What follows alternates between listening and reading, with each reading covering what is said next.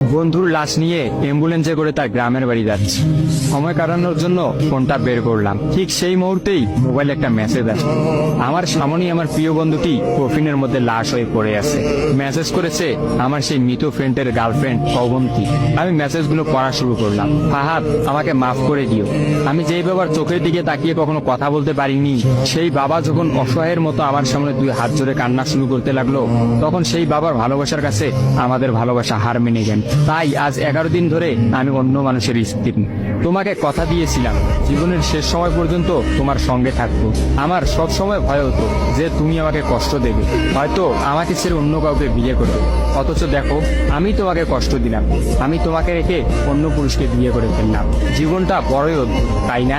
তোমার কি মনে আছে আমি তোমাকে কাঁদতে কাঁদতে বলতাম আমাকে কখনো ছেড়ে যাবে না? তো তুমি হাসতে হাসতে উত্তর দিতে আমি তোমাকে কখনো ছেড়ে যাব না, তুমি আমাকে ছেড়ে গেলে যেতে পারো। তখন আমি অনেক রাগ করতাম, কারণ আমি তো তোমাকে পাগলের মতো ভালোবাসতাম।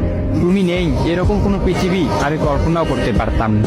অথচ দেখো, আজ অন্য কেউ হচ্ছে আমার স্বামী। রোজ তার সাথে আমাকে ঘুমাতে হয়, ঘুম থেকে উঠে তার মুখটাই আমাকে দেখতে। মানুষের জীবন এমন কেন যে যাকে চায় যদি তাকে পায়?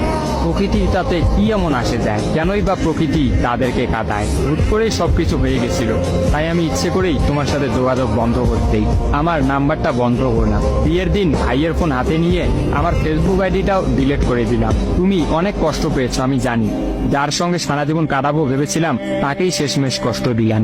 আমার পরিবারের সবাই খুশি, আমার স্বামীটা অনেক ভালো, এখন পর্যন্ত যা ব্যবহার করেছে আমার ভালোই লেগেছে। তবে ভবিষ্যতে কি হবে জানি না। তোমার কি আমার সেই প্রথম দেখা হওয়ার কথা মনে আছে? তবে সেটাই যে প্রথম দেখার, সেটাই যে শেষ দেখা হবে, এটা কখনোই ভাবতে পারি। আসলে মানুষের চিন্তার বাইরে যে কত কিছুই ঘটে, তাই না? সেদিন আমি তোমার সাথে 3 ঘন্টা ছিলাম, কিন্তু সেই 3 ঘন্টায় কেউ কাউকে স্পর্শও করিনি। কিন্তু তুমি যখন আমাকে তোমার রিক্সায় তুলে নিতে তোমার হাতটা বাড়িয়ে দিলে, তখন আমি তোমার হাতটা প্রথম স্পর্শ করেছিলাম। বিশ্বাস করো, সেদিন আমার কিছুতেই তোমার হাতটা ছাড়তে ইচ্ছা করছিল না। তোমার ঘরে আমার জন্য কিনে রাখা শাড়িগুলো নিশ্চয়ই এখনো আছে। আচ্ছা, আমি তো এখন আর তোমার নই, ওই শাড়িগুলোকে আমি পাবো? তোমার তো যখনই কোনো শাড়ি পছন্দ হতো তুমি কিনে রেখে দিতে, আমি বলতাম বিয়ের পর সবগুলো একসঙ্গে নেব। দেখো, আজ আমি বিবাহিত, কিন্তু আমার স্বামী তুমি নও। আমি এমনটা কখনোই চাইনি। নিজের পছন্দের একটা মেয়েকে বিয়ে করে নিয়ে তারপরে শাড়িগুলো তাকে দিয়ে দিই।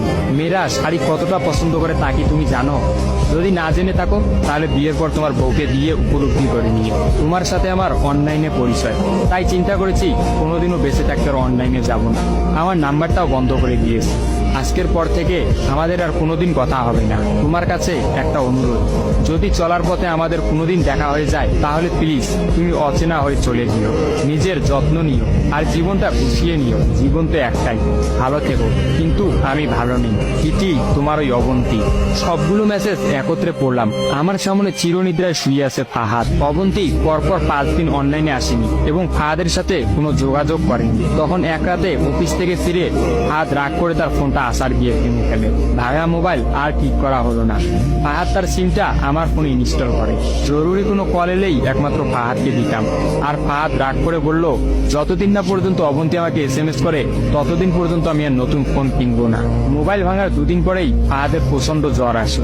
একদিনের মধ্যেই ফাহাদকে হাসপাতালের মধ্যে ভর্তি করলাম। ডাক্তার পরীক্ষা নিরীক্ষা করে বলল ফাহাদের ডেঙ্গু জ্বর হয়েছে।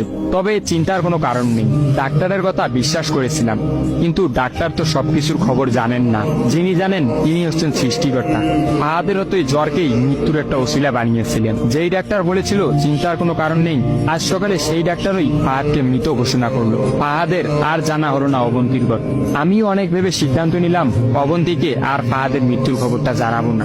অবন্তী যদি আর সত্যি অনলাইনে না আসে আর সেই পুরোনো সিমটা ইউজ না করে, তাহলে সে ফাহাদের মৃত্যুর খবর কখনোই জানতে পারবে না। কি বা লাভ এই সত্য সংসার জীবন শুরু করা মেয়েটাকে কষ্ট দিয়ে?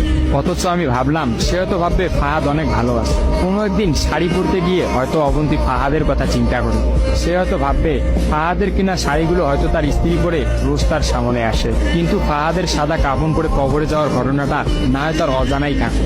আমি ফাহাদের নাম্বার থেকে অবন্তীর ফোনে একটা মেসেজ দিলাম, আমার জন্য ভেবো না, স্বামীর সাথে নিজেকে মানিয়ে নেওয়ার চেষ্টা করো। বিবাহ বন্ধন জীবনের সবচেয়ে বড় একটা বন্ধন, ভালো থেকো আর স্বামীকে ভালোবেসো। অবন্তী রিপ্লাই দিল, এত সহজে ক্ষমা করে দেওয়ার জন্য অনেক ধন্যবাদ, আর মেসেজ দিও না, বিদায়, চির বিদায়। আমিও মোবাইলটা পকেটে রাখলাম।